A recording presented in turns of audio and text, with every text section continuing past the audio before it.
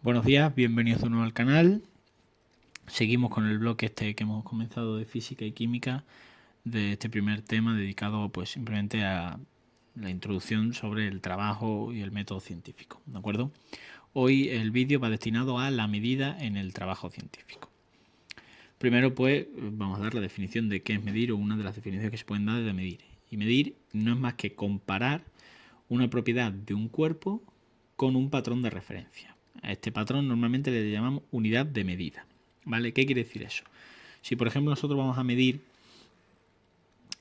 una torre, ¿de acuerdo? Vamos a suponer, bueno, no la pintamos allá, pero bueno, vamos a suponer que estamos midiendo por ejemplo la Torre Eiffel, ¿de acuerdo?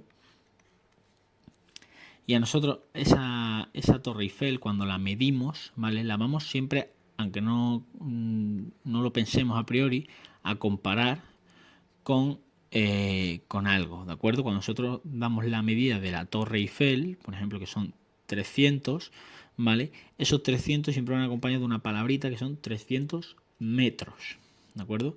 Pues eso quiere decir que ahí estamos haciendo la comparación con el patrón de referencia, en este caso en la unidad de medida de las longitudes, que son los metros. Son los metros en el sistema internacional, que puede ser de otra manera.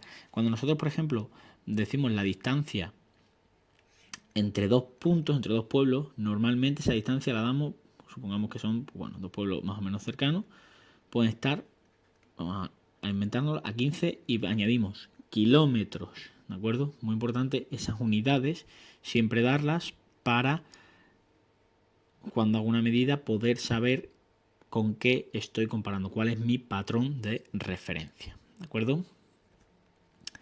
Bueno, decíamos que medíamos propiedades. Existen dos tipos de propiedades, ¿vale? Las propiedades que llamamos cuantitativas, que son aquellas que podemos cuantizar, es decir, contar, dar su valor mediante un número. Ahí tenemos algunos ejemplos. Por ejemplo, la masa, la velocidad, el volumen, ¿de acuerdo? Si yo pregunto a alguien cuál es tu masa, ¿de acuerdo? Tu masa me la vas a dar de manera que me vas a decir, por ejemplo, masa de alguien 80 kilogramos, ¿sí? Es un número, ¿de acuerdo? Por tanto es una propiedad cuantitativa. Igual pasa con la velocidad que tenemos ahí puesta. La velocidad, es decir, ese coche lleva una velocidad de 100 kilómetros hora. Como veis, una propiedad cuantitativa, la podemos cuantizar, ponemos un número y además, como veis, siempre todo lleva asociado una unidad para saber que estamos midiendo y comparando según un patrón de referencia. Igual que tenemos propiedades cuantitativas, también tenemos propiedades cualitativas, que son aquellas que no podemos medir con un número. Por ejemplo, el olor, el sabor, el aroma, son algunos ejemplos. Si yo a alguien le pregunto, por ejemplo, que de qué color es cierta chaqueta, ¿vale? La propiedad esa es cualitativa porque el color me va a decir rojo, amarillo, verde, según la propiedad que sea, ¿vale? Según el color que él vea. Por ejemplo, el color es dentro de esas cualitativas, forma parte de estas, ¿vale? Nunca me va a responder con un número.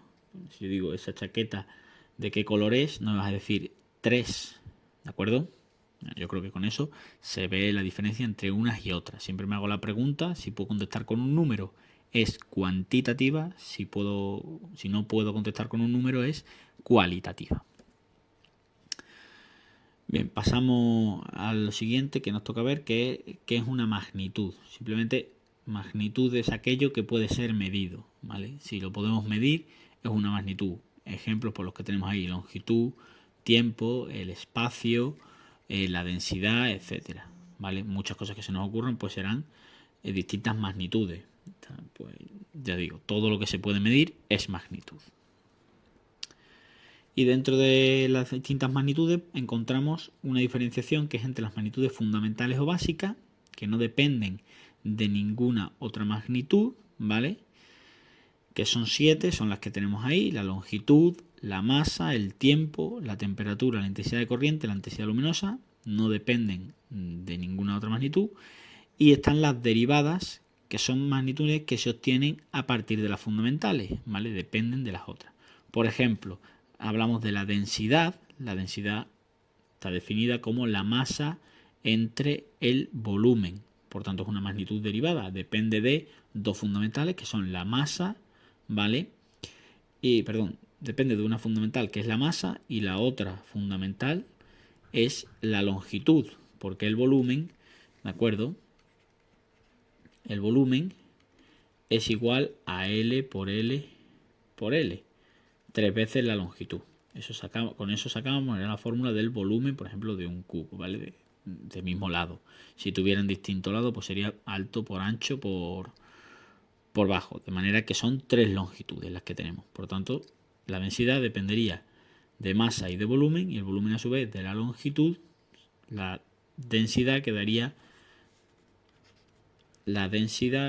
definida por dos fundamentales, masa y longitud al cubo, que es lo mismo que decir volumen. ¿De acuerdo? Bien, hemos hablado de las unidades que se tienen que usar como esos patrones que se usan para medir cualquier propiedad, ¿vale? Y en el ámbito científico tenemos un código, un sistema que nos sirve para definir cómo expresar cada magnitud, ¿vale? Este es el que he mencionado, creo, ya en el vídeo, y es el que se denomina sistema internacional. Es decir, esas unidades en el sistema internacional van a ser para cierta magnitud siempre escritas con esa unidad, ¿vale? Por ejemplo, para las magnitudes fundamentales, bueno, pongo algún ejemplo antes, por ejemplo, la longitud, ¿de acuerdo? En el sistema internacional siempre lo vamos a medir en la unidad metros. Aunque existan kilómetros, centímetros, etcétera, en el sistema internacional hablamos de metros, ¿de acuerdo?